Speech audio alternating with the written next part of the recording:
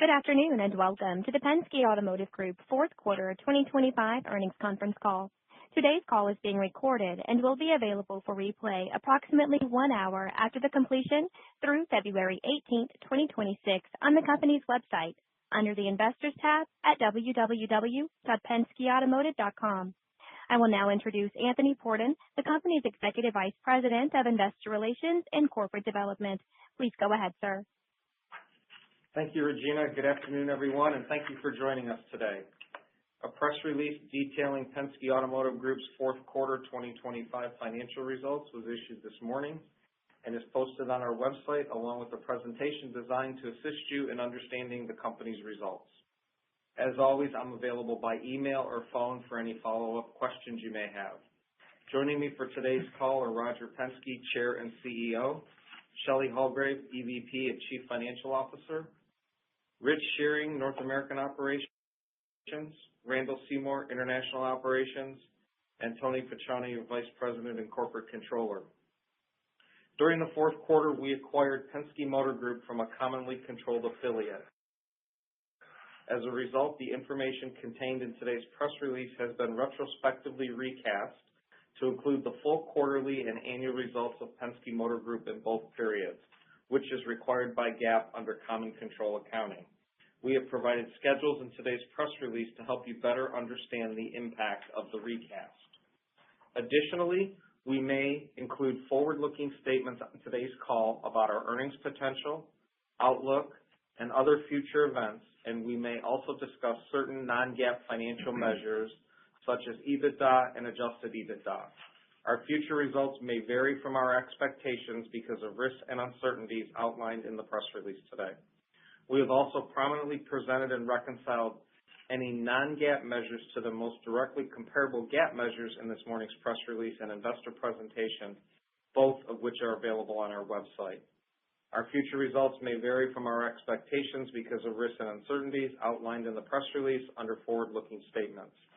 I direct you to our SEC filings, including our Form 10-K and previously filed Form 10-Qs for additional discussion and factors that could cause future results to differ materially from expectations. I will now turn the call over to Roger Penske. Thank you, Tony. Good afternoon, everyone, and thank you for joining us today. Today, I'd like to begin with thanking each of our team members for their hard work and commitment to exceeding expectations in 2025.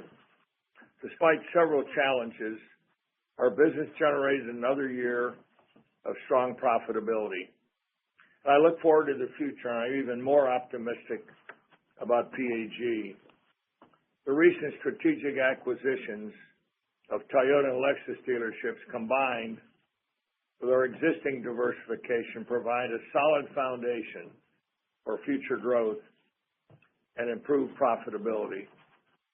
During 2025, PAG delivered 485,000 new and used vehicles and nearly 19,000 new and used commercial trucks.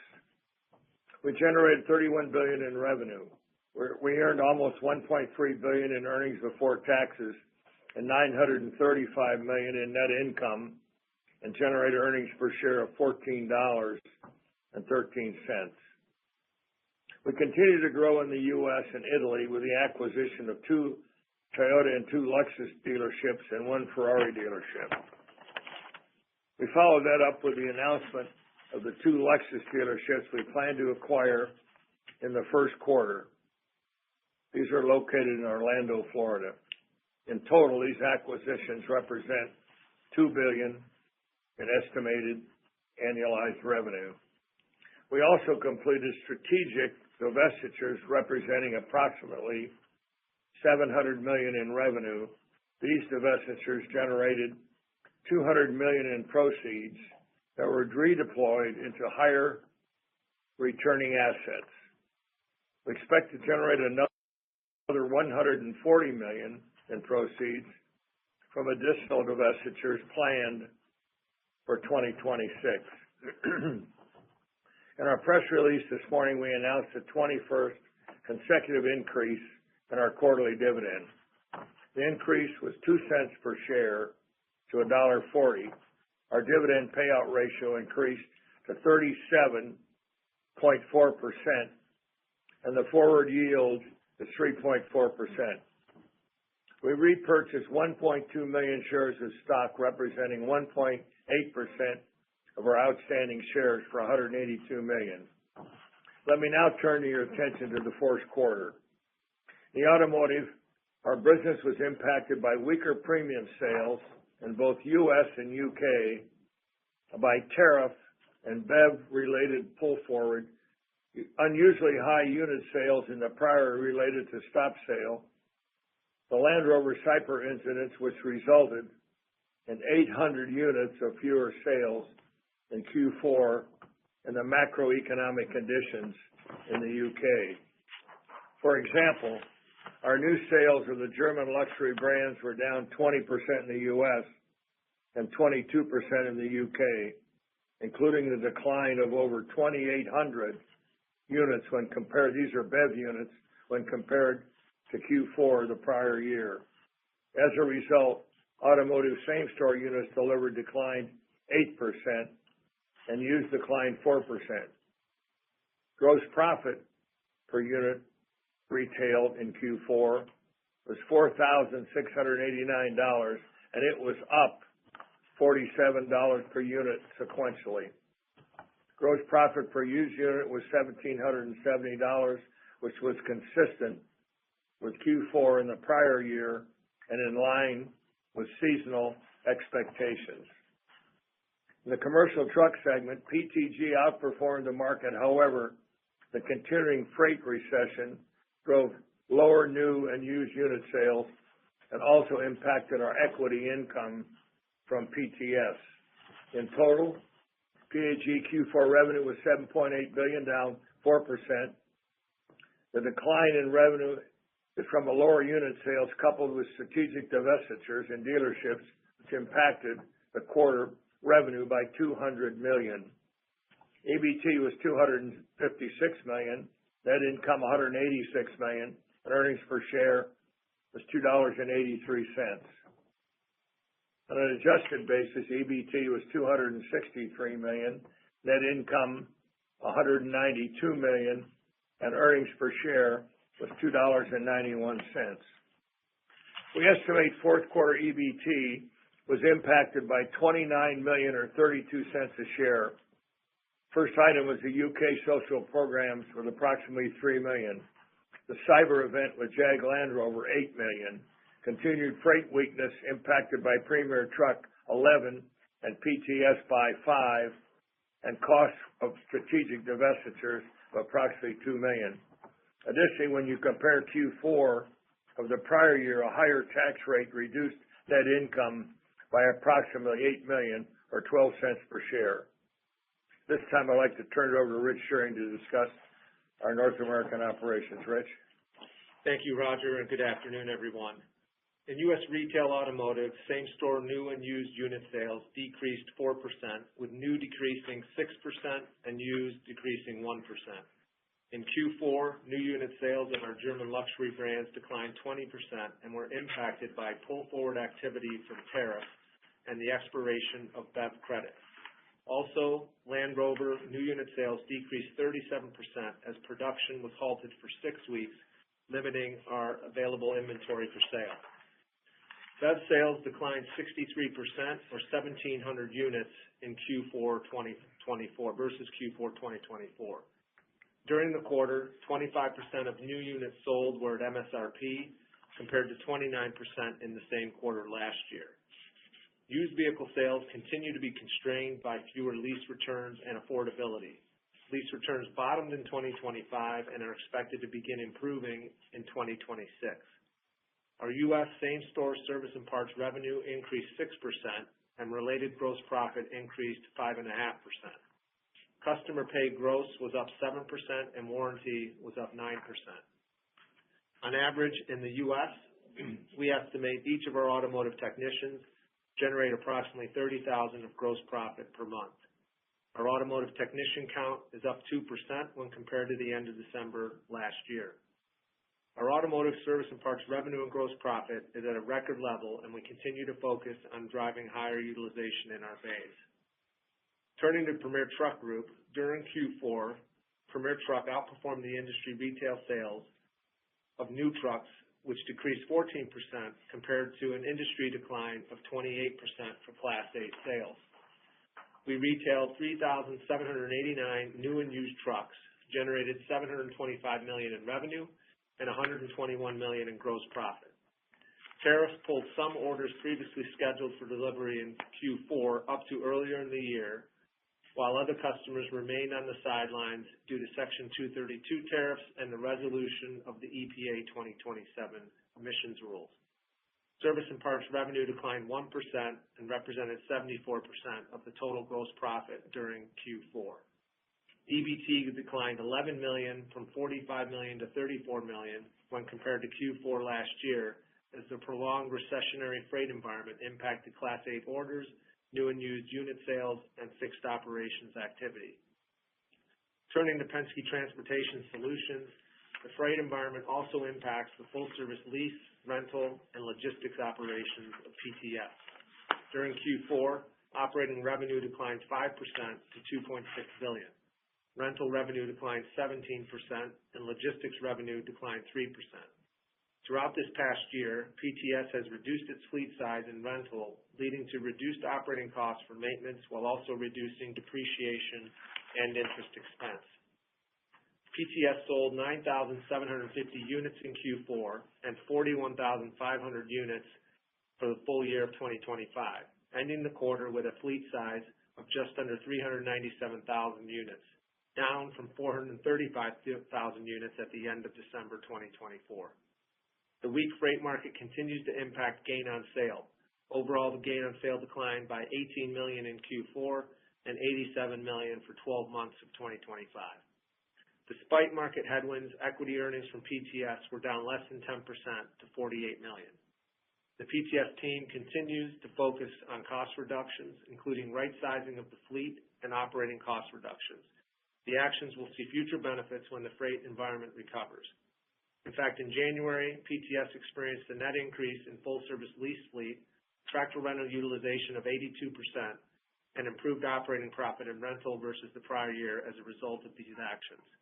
I would now like to turn the call over to Randall Seymour to discuss our international operations. Thanks, Rich, and good afternoon, everyone. During Q4, our international revenue was $2.8 billion, down 2%. The UK remains challenging as inflation, higher taxes, consumer affordability, and the government push towards electrification impacts the overall market.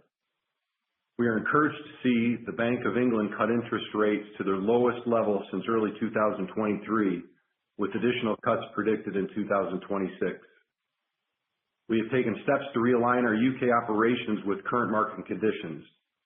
These steps reducing the footprint of our Sytner Select locations, closing unprofitable franchise dealerships, and reducing our headcount in the past year by 1,000 people. At the beginning of January, we also changed our management approach from a brand-driven to a market-driven offense.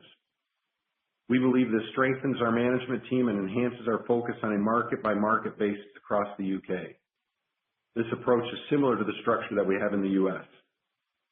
During Q4, same-store new units delivered were impacted by weaker national sales of the German luxury brands, which declined by 20%. However, our new car gross improved by $34 per unit.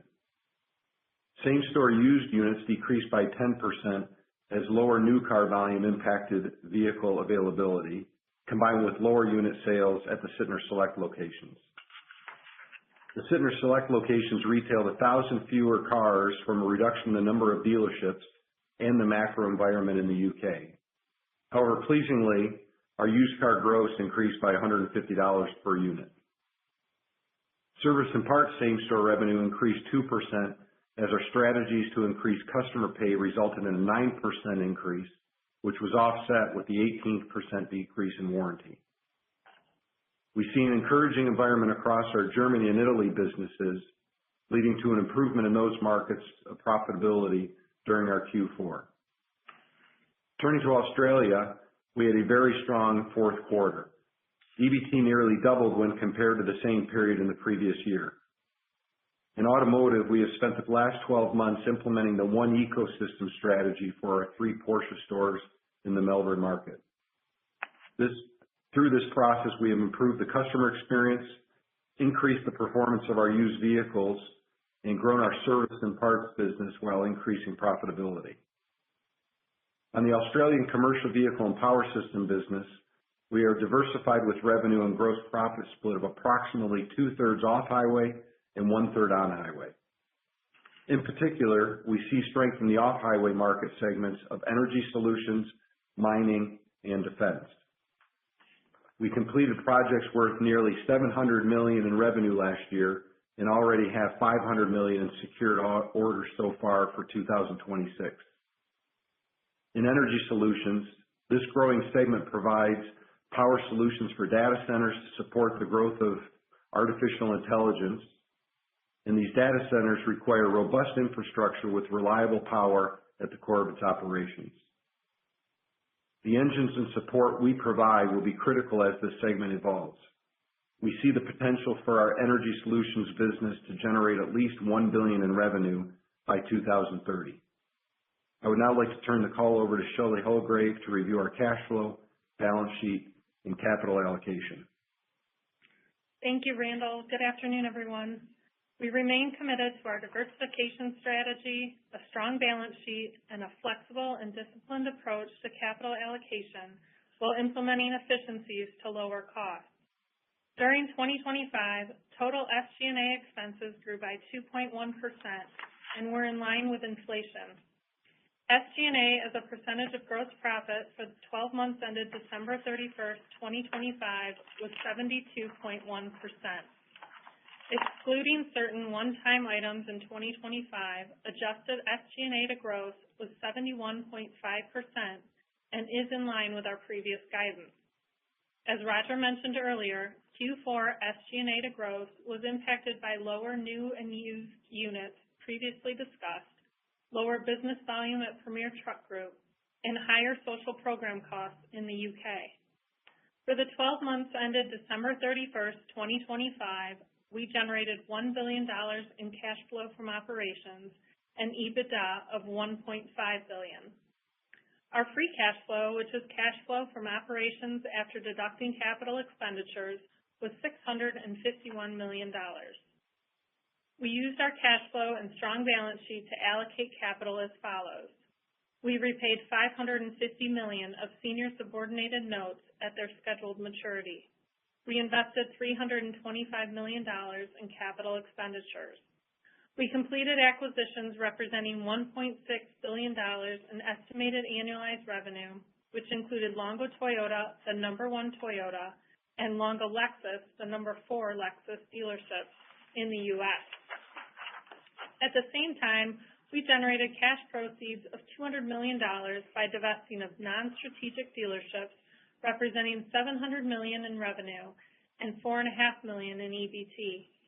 Through December 31st, we paid $344 million in dividends. Today, we announced an increase in our dividend to $1.40 per share, representing the 21st consecutive quarterly increase. On a forward basis, our current dividend yield is approximately 3.4%, with a payout ratio of 37.4% over the last 12 months. During 2025, we repurchased 1.2 million shares of common stock, or approximately 1.8% of outstanding shares, for $182 million. As of December 31st, 2025, $247.5 million remained available for repurchases under our securities repurchase program. Over the last 4+ years, we have returned approximately $2.5 billion to shareholders through dividends and share repurchases. At the end of December, our non-vehicle long-term debt was $2.17 billion, which is only up $314 million since the end of December 2024. Floor plan is $4.1 billion. While we continue to evaluate the impact of the One Big Beautiful Bill on our financial statements, we do expect to recognize positive cash flow impacts related to our 28.9% ownership in the PTF partnership. We estimate the bonus depreciation feature will provide an estimated $120 to $150 million of additional cash flow each year. For the year, total interest expense declined $18.8 million, or 7%, due to our cash management and lower interest rates. We estimate a 25 basis point change in interest rates would impact interest expense by approximately $12 million. Total inventory was $4.8 billion, up $104 million from December 2024. At December 31st, new vehicle inventory is at a 49-day supply, including 52 days for premium and 34 days for volume foreign. Used vehicle inventory is also at a 49-day supply, with the U.S. at 34 days and the U.K. at 66 days. At the end of December, we had $65 million of cash and liquidity of $1.6 billion. At this time, I will turn the call back to Roger for some final remarks. Thank you, Shelley. As I look towards 2026 and beyond, I'm quite optimistic. We anticipate the long-awaited recovery in the commercial truck market, and we expect a stronger macro environment in the U.S. The big, beautiful bill, tax refunds, lower interest rates, and GDP growth will have a positive impact on all of our operations. One thing we can't control is the weather. A few weeks ago, our businesses in the southern, Midwest, and Northeast U.S. were impacted by snow and ice storms, which lasted several days. Over half our locations felt some level of impact. I'd like to thank all of our team members for their efforts in recovery, taking care of this storm, which we had not expected. I want to thank all of you for joining us today, and we'll open it up for questions. Thank you. We will now begin the question and answer session. To ask a question, press star, then the number 1 on your telephone keypad. Our first question will come from the line of Michael Ward with Citigroup. Please go ahead. Thanks. Good afternoon, everybody. Hey, Mike. I don't know if I'm looking at this the right way, but I tried to check back a couple of years ago and look where your brand mix has trended, and it seems like it's Toyota, Lexus, BMW, Porsche have been the growers. And is that in the U.S. and the U.K.? Is it mostly in the U.S., that growth? Is that strategic? And then it also looks like you're getting focused on, if you look regionally, you have Northeast Florida, California, Texas.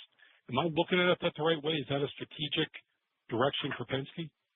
Well, first, let me say strategically, obviously, when you think about Florida, you think about Texas and California, where we have a big footprint. These would be obviously typically where we'd like to have add-on brands. And there's no question when you think about Toyota, Lexus, Porsche, and certainly BMW, we've grown with these brands over the last 4 or 5 years significantly, not just in the U.S., but I would say internationally. We look at these brands as premium luxury. Obviously, the volume foreign, which would be the Toyota business, has been very strong across the country with everyone that handles that particular brand. As I look at the future, and you take your BMW business, you take our Toyota Lexus business, including Orlando, and add Porsche to it, it's probably over 50% of our business from a sales volume. So to me, we know how strong those brands are. And one of the things that drives us here is the captive finance companies. Toyota Financial, Lexus Financial, Porsche, and also BMW. These are the strongest players that we have within the market.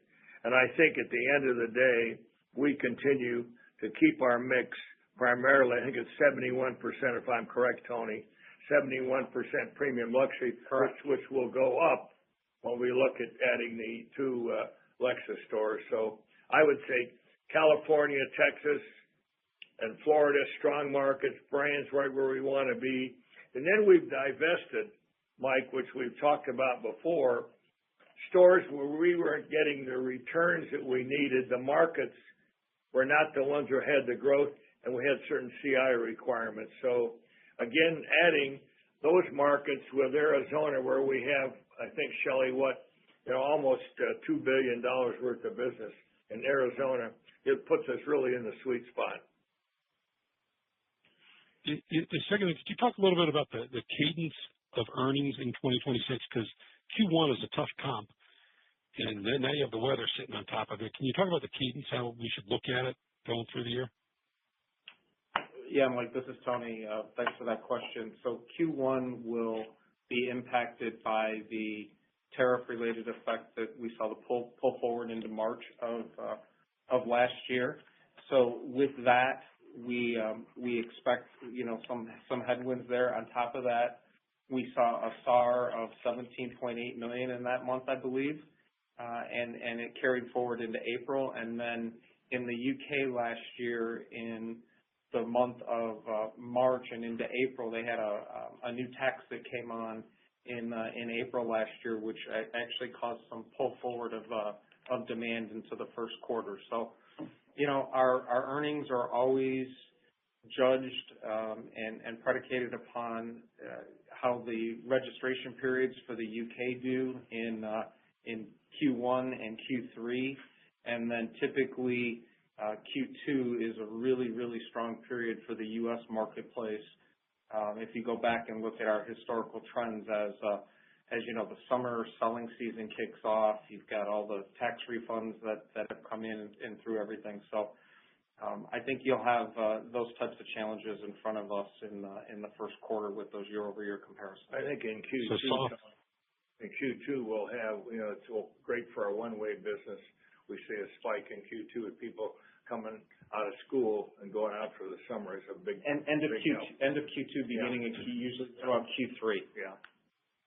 All right, so you have soft Q1, big Q2, and then you go from there. Right. I never want to use the word soft. That's your word. Yeah. Go ahead. Well, thank you very much. All right. Thanks, Mike. Our next question will come from the line of Alex Perry with Bank of America. Please go ahead. Alex, hi. Hello. Hi. Thanks for taking my question here. I guess first, I just wanted to talk through your outlook on the parts and service business as we move through the year here. Obviously, it's sort of been a big outperformer. Should we continue to expect, really strong growth on a same-store basis? And maybe just walk us through, what key company initiatives are driving strong growth for you guys? Thanks. Yeah. Hey, Alex, Rich here. So I can speak to the U.S. and kick it over to Randall for the international. But I think obviously, as you pointed out, continues to be the bedrock and foundation of the profitability of the business. And I think whether it was truck or automotive dealerships, we continue to grow our effective labor rate up 5% on the auto side, up 2% on the truck side. And we saw our fixed absorption rate go up by 200 basis points as well in the U.S. automotive business to 89.6%. And so as we look to this year, certainly we would target to kind of have that same mid-single digit growth in our fixed operations business. We've got to always take a look at the balance of what is customer pay versus warranty. And we've been very fortunate the last couple of years on the warranty side that the OEMs have had, a lot of recalls. That is never guaranteed from one year to the next. So we need to continue to work on our customer pay opportunities. And we've talked in the past about, what we're doing with artificial intelligence, tech videos, and then really targeting segment 2 and 3 customers, right? Because if you look at the age of the car park, we've talked about this before, it's at an all-time high. Average mileage for cars in the car park is at almost 70,000 miles.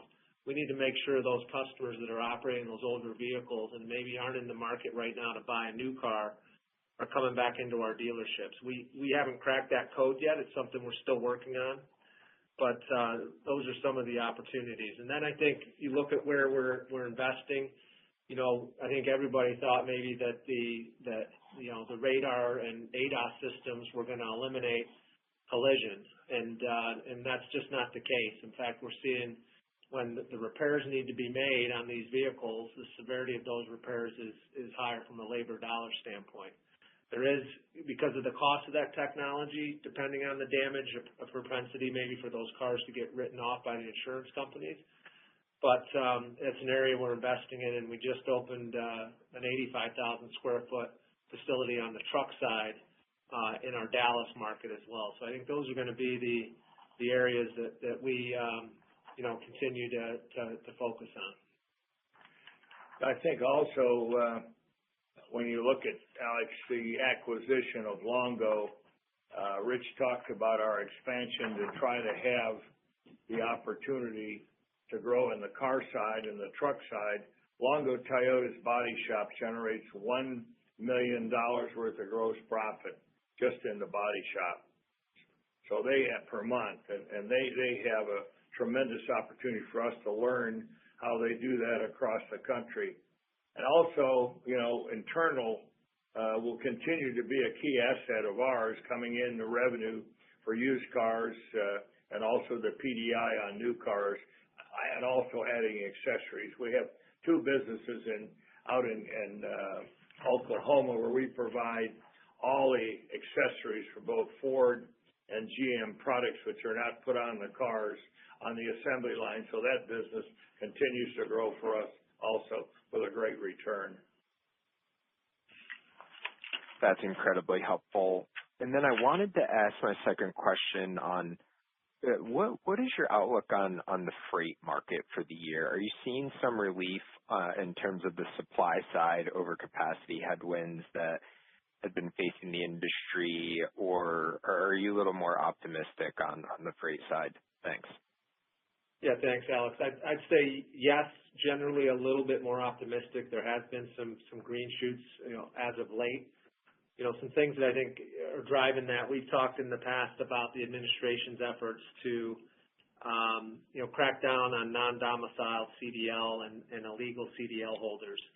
We are seeing that have an effect. And when we talk to some of our shippers, they say that there is a capacity tightening in certain areas of the country. They mentioned specifically Chicago, Northeast, parts of Texas, and some parts of California as well. And for the first time in years, they've been able, to turn down loads that maybe are less desirable from an economic standpoint. So I think that's a positive. Of course, I think Q3, Q4 last year, you had uncertainty around tariffs. You had uncertainty around what the EPA 27 regulations were going to look like. I think this caused a number of carriers to just sit on their hands with respect to order placement. I think as those things get more clarity, we'll see people that are kind of on the sidelines right now get in the market. And we saw, I think, some of that in January where industry orders were up 20%.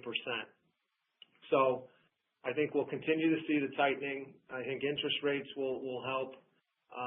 And then obviously the investment the administration's been talking about with respect to onshoring of manufacturing, that's a big driver of freight as well. And I think when those dollars start to get deployed and the construction begins relative to those investments, it's really going to be beneficial for the trucking market. You had smaller fleet carriers exit the market too, right? Which helps overall. Yeah. That's all incredibly helpful. Best of luck going forward. Thank you, Adam. Thanks. Appreciate it. Our next question will come from the line of John Babcock with Barclays. Please go ahead. Hey, good afternoon. Just one quick question just while we're on the trucking side of things. On PTS, I was wondering if you could talk about what sort of utilization rate it's going to take to see earnings start to meaningfully inflect there, and then have a follow-on. Well, look, I don't think so much you look at utilization as one, because we're balancing our fleet. The big impact when you think about it is the total of loss on gain on sale versus 2024 was $87 million. And you get that back to where it normalized, but when you're defleeting in a soft market, obviously the opportunity to take that profitability we normally had went away.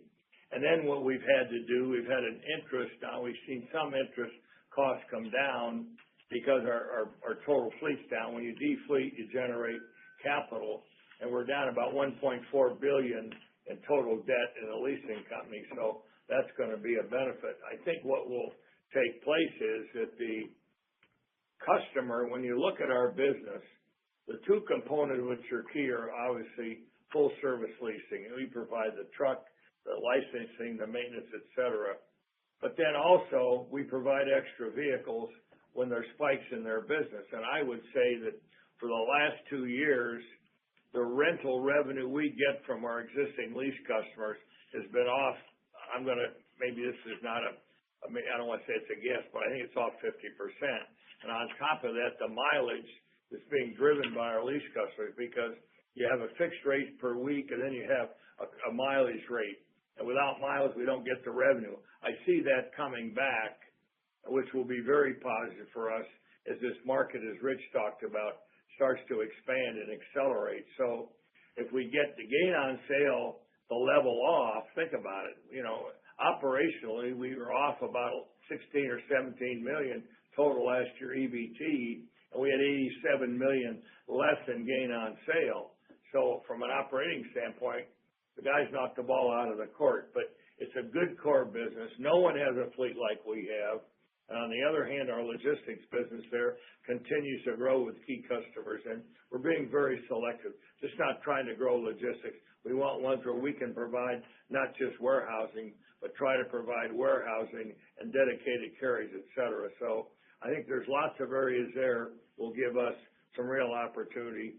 And again, there we've reduced the number of people also, obviously in our rental area because of the slowdown in rental. But when you think about 40,000 units coming out of the fleet, the amount of depreciation, interest, and maintenance that comes out with that is massive, and that's helped us a lot. All right, thanks. That's very helpful. And then just my last question, or really follow on here, I guess. On the M&A market, how does that feel right now? And also, what are your goals on the M&A front in 26? So, for example, are there certain geographies or brands that you're looking to fill out? Well, I would say that with the acquisition that we made with Penske Motor Group and also what we have in the bucket here for Orlando, the 2 Lexus stores, will give us about $2 billion. And I think we've talked about it over the years, about a 5% increase through acquisitions and 5% organically. So I think that we're hitting one of those right in the target. And we will continue to look for strategic areas in markets where we have scale. I don't see any markets that we're going to break into today unless we buy another big group. And I think from a ratio, from the standpoint of our leverage, we want to keep it well under 2. And with that, so we're going to be very selective as we go forward. And obviously, capital allocation, as Shelley could talk about, we'll be looking at, share buyback and certainly the CapEx requirements we have. All right. Thanks, Ken. Thanks, John. Our next question comes from the line of Rajat Gupta with J.P. Morgan. Please go ahead. Hey, thanks for taking the question. I just wanted to double click a little bit on used car GPUs. Typically, fourth quarter is always down slightly versus the third quarter. But this is the largest decline we've seen sequentially. I understand year over year was up slightly, but the prior quarters year over year was up a lot because of the Sytner consolidation. So I'm just curious, if you could comment or unpack the fourth quarter dynamics a bit. We've seen some of this weakness across your peers as well. So I'm wondering, if there's anything changed in the market landscape recently, anything to do with mix, anything you would call out to help us understand that better and how we should think about 2026. I have a quick follow-up. Thanks. So, Rajat, this is Tony. Thanks for that. Thanks for the question. So basically, when you take a look at our overall gross per unit in Q4, it was $1,770. That compares to $1,773 in Q4 last year. So it was flat. Average selling price stayed relatively flat. But one of the things we did see is that there was a mix shift between our business in the international markets, principally the UK, fewer units in that market where we saw a larger decline in same-store unit sales, and we saw better results in the U.S. on a used unit side of things. But we make less in the U.S. on the overall gross on a used vehicle. So the combination of those two things really caused the biggest decline that you saw in that gross between Q3 and Q4. On top of that, you have seasonality that comes into play in the fourth quarter where there's defleeting that's taking place. So as you saw what happened in Q4 of 2024, same phenomena happens in Q4 of each year. We would expect then some improvement as we move sequentially into Q1, Q2 of this year in the gross per unit. You know, one thing, Tony, just to mention, is we were, and I'll use the word struggling, to try to get the right focus on Sytner Select. The big issue there in that business was to get enough used cars every month to sell 5,000 or 6,000. We were never able to get that kind of number and have any profitability when we bought cars at the auctions, et cetera. So we shifted down a gear.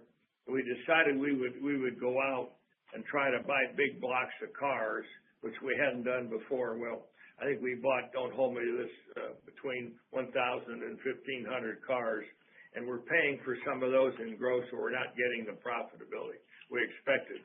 I think the good news now is that 46 or 47% of the cars that we generated for used cars was actually, you know, from internal or from trades, and that's gone up to over 60% now. So I think we're going to see a better mix coming out of there, getting them from our existing stores.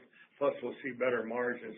And I think we've got another quarter probably to work through this 1,500 cars. It's not anything to worry about, but it just is another stumbling block that we hit because we continue to try to figure out what's the right solution, because used car prices are up.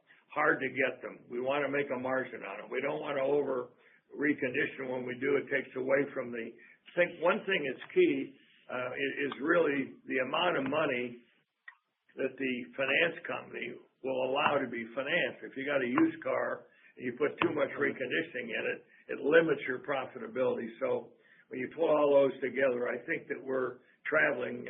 Randall, you might want to make a comment on that as we go forward here in 26. Yeah, look, we feel confident if you look as we finish the month of December compared to October and November and where we are in January, sequentially the gross profit per unit continues to go up, and January over January was good as well. So you're right, it is the inventory, the health of the inventory, aging's in terrific shape. So, you know, look, it is hard to acquire cars, but in the same breath, as you said, Roger, the profile, 68% of the cars that we acquired are either from trade or buying off the street, you know, which is up about 20 points versus what it was last year at the same time. And we're not in the old car business. I know some people feel that it's a great opportunity, but I can tell you, when we were selling these older cars in the UK, the amount of cars that came back for policy or buyback, we couldn't control it. So that was another reason we decided to pull back and go down a gear, because the older car gets, you can't do the full reconditioning. And remember, when you buy a car, you're expecting to be able to drive it, not have to take it back to the dealership, you know, 3 days later. So we're in this probably 1 to 5 year sweet spot when we look at our business on a going forward basis. Would that be, what do you feel, Rich? Yeah, no, and I was going to add to a comment, Rajat, that Roger said earlier, right? We think we bottomed out last year on lease returns. Lease returns were only 7% of our used car sales last year. That was down from 11% in 24. And so that gives us, you know, good cars that come back to our dealership that generally we're not competing against other dealers or other parties to acquire. Well, the other thing, we haven't been able to get the right cars because of some on the premium luxury side because of tariffs, et cetera. So we've been unable to turn our loaner cars. You take our BMW store, we have where we can turn loaner cars 303 times. That's 1,000 young used cars that we really haven't had to play with here over the last couple of years. So that's only going to help us going forward. Got it. That's all very helpful. I had a follow-up on PTL, you know, just following up on Alex's question. You know, based on like how January might have started and like capacity coming out, you know, in the past you've talked about maybe there's an opportunity on reducing the bad debt expenses as well. Just keeping all those things in mind, would you expect PTL income to grow in 2026? What's like a good expectation for us to model, for that segment? Thanks. Well, I think from a overall business, we will see it increase because our rental business is up. It'll probably be towards the second half as we've seen this good utilization here in January. Now the weather is going to put a little dent in our fender here short term, but I see that up. There's no question that with the money that's going to be put into the economy by the government coming up, new tax rates, et cetera, I think you'll see the one-way business starting to accelerate. It's been kind of on hold, due to the fact that people didn't have the money, obviously to move out of their homes. So I see that is certainly a benefit. Logistics will continue to grow based on our acquisition of new business. But again, many of our logistics customers have been operating with slower revenue also from their customers. And we've seen that ourselves as we have some of the direct business with some of the OEM manufacturers who supply parts to the OEMs. But I see an increase in revenue. I think you talked about bad debts. We've faced for the last couple of years in the rental side, people are maybe not aware of this, but we've faced a lot of fraud where people come in, make a reservation online with all the high-tech stuff we have. People come in with the credentials. When we check them, they're fine. We turn around a week later, we can't get our truck back, or they never pay us. So we've gone to some very, very detailed techniques, not to be discussed here, in order to be able to take that down. And we've seen that already, that offense in the end of the fourth quarter and early this year already taking shape, which is another impact to bottom line. If we can reduce our bad debts, by 10 or 15 million next year, it gives us some runway to exceed everyone's expectations. Understood. Great. Thanks for all the color and good luck. Thank you. Thanks, Rajat. Our next question comes from the line of Daniela Haigian with Morgan Stanley. Please go ahead.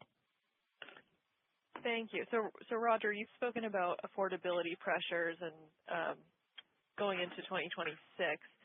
So how have you seen any change in consumer behavior, either in the finance business or in after sales for maybe retention on those older model year vehicles? Well, let me let Rich talk about after sales. Do you want to just, where you think we are in after sales? I can talk on the other.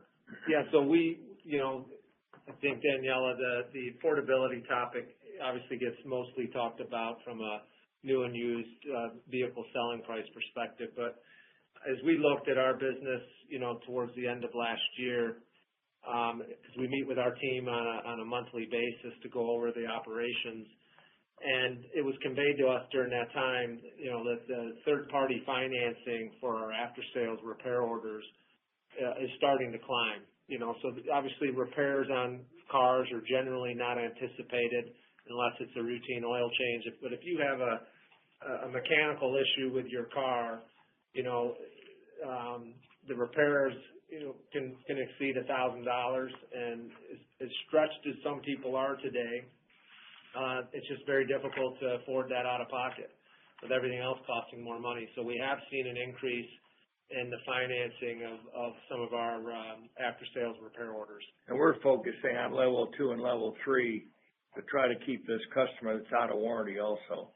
Yeah, we're evaluating what we can do from a labor rate perspective, what we can do from a parts pricing perspective, whether it's, offering an alternative part to make that repair, so that the customer has a choice and can decide how they want to spend their money. Now, when you look at the business right now, affordability, you've talked about, everybody else has, but we have this pressure of the really undecided Washington on where they're going with tariffs. And of course, that has a tremendous impact of 25% on the German OEMs. Today, The UK is 10% for the first 100,000 units. So that be pressure putting more cost on our trucks, more cost on our, on our cars and our light vehicles. I think that what's going to happen, we're going to have to start getting equipment or vehicles with less equipment because they load these things up in order to get margin. So there's going to have to be a definite look at, I'm not talking about strip versions, but I mean less equipment. And then when we look at BEV vehicles, because they do have some production, and we're starting to see that inventory creep up because they still want to utilize those lines, I think an ICE vehicle is going to have to be the same price as a BEV vehicle. They probably don't like me to say that, but I feel that they're going to have to get in that range in order to keep this market going the way they want to. But I don't see a lot of escalation except when they can say it's all tariff driven. I don't know how you feel. Yeah, and I think, Danielle, I think the other thing is they're going to have to get back in the game from a leasing standpoint rather heavily because they can control the residual value and can drive what that payment needs to be. And the U.S. market typically has been a leasing market. We were flat year over year at about 32% overall, but we still have upside in our premium luxury. That historically has been between 50 and 55%, and we're still in the low to mid 40s from a leasing standpoint on the premium luxury at the moment. Thank you. And my follow-up is switching gears a little bit to Chinese OEMs in EU and rest of world markets. Has your strategy, or how has your strategy evolved as it relates to the influx and changing market shares that you're seeing in these international markets? Brandon, you want to take that question? Yeah, sure. Hi, Daniela. So, look, there's no doubt that in some of these foreign markets, particularly in Europe, the Chinese are gaining share. So particularly in the UK, they doubled their share. They have nearly 10% of the market now. And our strategy has been through our Sittner Select stores. So we've got our big box pre-owned retail, these off-brand from our franchise. We've put Chinese brands, so Cherry in 3 of the locations, Geely in 5 of them, and then we're opening 1 BYD store. So we're utilizing our existing assets. Of course, we need to, spend some money on the corporate identity. But in Q4, we retailed 176 Chinese vehicles out of the Cherry and Geely. We really, in earnest, were in business really starting the beginning of November. So Q1 will be the first full quarter. So it gives us an opportunity to understand the brand, understand the cars, gain relationships, and understand that with these OEMs as well. Great, thank you. And our final question comes from the line of David Whiston with Morningstar. Please go ahead. Hey, David. Hi, David. Hey, everyone. On the Orlando deal, once that closes, are you going to need to sell any Lexus stores to remain under the cap? Look, we will be, once those deal is completed, we'll be in compliance with the requirements from both Toyota and Lexus, including Penske Motor Group. Okay, and then on the credit line draws to partially fund these deals, do you prefer to let leverage inch up a little bit after the deals, or do you want to repay those credit line draws quickly? Well, let's take a look at it. Our leverage is 1.5, and I said we want to be well under 2.0, but the cash flow, if we have a similar year that we had this year, and our CapEx will probably come down $100 million, we'll have free cash flow after CapEx. We could have over $750 million. So, we see this as a short-term flip in our leverage, but we don't see going into the market right now. Okay, that's all I had. Thank you. All right, thanks, guys. Thanks, everybody. We'll see you at the end of next quarter. This concludes today's call. Thank you all for joining. You may now disconnect.